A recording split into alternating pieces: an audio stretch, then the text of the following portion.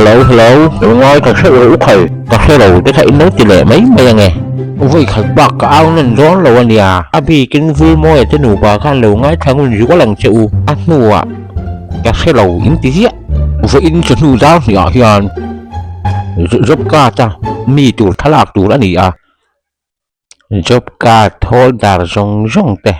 Về thì mua là cả con phát tụ là nị. Cần căng áo ba áo đàn khét khét cái mấy này thì nuốt mày, với in bộ cái đòn luôn. Cái cần lậu tiền, giúp cả thôi đào in nị khà. Ní khát lo ăn cắt lẽ mày ăn cắt tụi mình đi nè ăn mình ruồi lắm nè Cả cái lon lầu hi ăn này lót mấy đi em mà suy ngay lầu NREGS chuẩn cảm sinh nôn hi ắt chọc bái tệ chả là tù rắn tì Atarka thệ lộ tù rắn tì Đinh account number thệ lộ tù rắn tì ăn mình ấm dầu dai mất mày hẳn tì lầu hết kì là Ní khát rét cắt thì đến vào dễ lại mà là anh tên ông lông múa ta nì và in bỏ cả về lại nghề ngay đó là nì mà chủ nền ui biết khoang và in thằng nào là khá thì cái về ông kia rồi lần chặt hả mấy cái đòn lầu cái lem cái lối diệt tí mấy lầu cái lần chặt rau căng khai lệ thì họ chặt chặt lắm cái lạc dầu mà lại cái hổ má gì mấy bị suy mền nó nhìn hẳn là mắt sao biết rồi đằng kha lâu ôm sen theo là khai lệ hẳn in post đấy cái tin đinh con rút sự in post rồi in rồi em 1, 2, 3 nice à môi liên tục thì liền ô ôi phụ liên tục bị suy mềm ý và in post thì kiếm về email em nắng cái này đâu thì giấy rồi cắt ui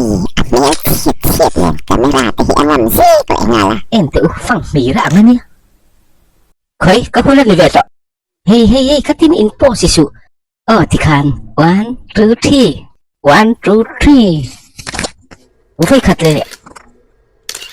wow và môi tệ luôn em bị vàn gì nghe thấy lên next ai đọt lệ ready camera action ơi Karin anh in giấy lông đấy mày in mail in ang in nilo tar tete pon camera in ngâm cắt atau ke vậy cả chị ăn cái lệ tê cái to cái đồ ăn đi cái tục mẹ chết này nó có luti nang han impossible le yahoo nice apa han nal ke lu em atop nan in za vain ding ula vai khatan la le ang in thiam to ke ni post tu la ni puma dia mit in thing lo lawange trang le ro ready camera action ôi tên ông lầm tar liệt ông con trả lời tụi kê thì khai to bạn nghĩ khai in ông nó phù thon nha nắng nè bạn nghĩ gì nó ăn hoa rồi caro khơi phone không là rõ ngay lâu chủ về cắt nỉ thay là tụi là tỷ bỏ ít ní mì nghe phone hôm mới lâu chủ về chút dễ là cái gì lộ nè nào anh cái gì chỉ là người làm thay là khá chua đòn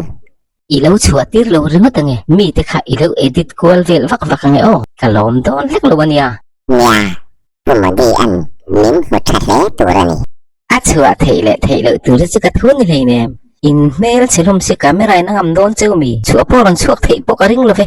không hề vui môi tên nụ bà hi anh như chim lẹ album chỉ làm nó chim cảnh xe là vậy lâu nè tập chứ người ta kế cái tụi sạc bi cái này in tụi sạc bi cái lắm anh đâu giúp cả tụi mình xuống tên khá lạc tụi này cái tụi sạc bi chỉ hối tục tụi là phụ ấm là vậy làm rồi gì xí nè nó có rồi không hey thạc thì nó NREGS cho nên van thì buổi thiên tắc em ông có ven tiền huột nó mới xỉa mà rõ là tắm xỉ